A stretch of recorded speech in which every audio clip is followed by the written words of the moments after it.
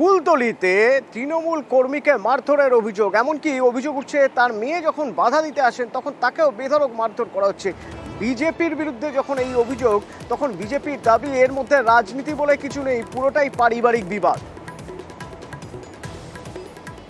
অর্পণ প্রতিনিধি আমাদের সঙ্গে রয়েছেন। অর্পণ, এই ধরনের ঘটনায় এরপর চাপানুতর চলবেই, রাজনৈতিক চাপানুতর। পুলিশ কি পদক্ষেপ করেছে? কারা মারধর করেছে যে অভিযোগ উঠছে, তাদের কি আইডেন্টিফাই করা গেছে? একদমই দেখো, কুলতলি বিধানসভা কেন্দ্রের গোপালগঞ্জের 144 নম্বর বুথের এই ঘটনা, যে ঘটনায় গতকাল রাত্রেই অভিযোগ দায়ের হয়েছে কুলতলি থানাতে। ইতিমধ্যেই তদন্ত শুরু করেছে পুলিশ।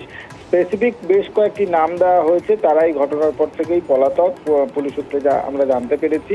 এবং এই ঘটনায় যেটা অভিযোগ করা হচ্ছে যে তৃণমূল কংগ্রেসের কর্মী সমর্থকদের বাড়ির সামনে গিয়ে অকথ্য ভাষায় মমতা বন্দ্যোপাধ্যায় এবং তৃণমূল কংগ্রেসের নামে গালিগালাজ করেন এবং তারই প্রতিবাদ করায় বাড়ির মধ্যে প্রবেশ করে ওই মহিলাকে মারধর করা হয়। এই মহিলাকে বাঁচাতে গেলে তার মেয়ে ঘটনাস্থলে এলে তার মেয়েকেও মারধর করা হয়। এই ঘটনায় যথেষ্ট চাঞ্চল্য ছড়ায় এবং বিজেপির পক্ষ থেকে এই সমস্ত অভিযোগ অস্বীকার করা হয়েছে।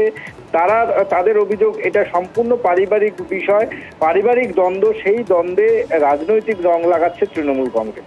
ধন্যবাদ। গালাগালি করছে বলেছি বলে মারধর করে বিজেপিরা। আমি টিএমসি ছিল। মারলো কেন? ওরা গালাগালি করছে বলে আমরা বলেছি। আমাদের এক কর্মী সময় থেকে বাড়ির সামনে বিজেপির কিছু ছেলেরা এসে আমাদের দল সম্বন্ধে গালাগালি করছে। এক মহিলা প্রতিবাদ করাতেই তার বাড়ির মধ্যে ঢুকে যায়, সে পালিয়ে বাড়ির মধ্যে যায়, সেখানে গিয়ে তাকে মারধর করে।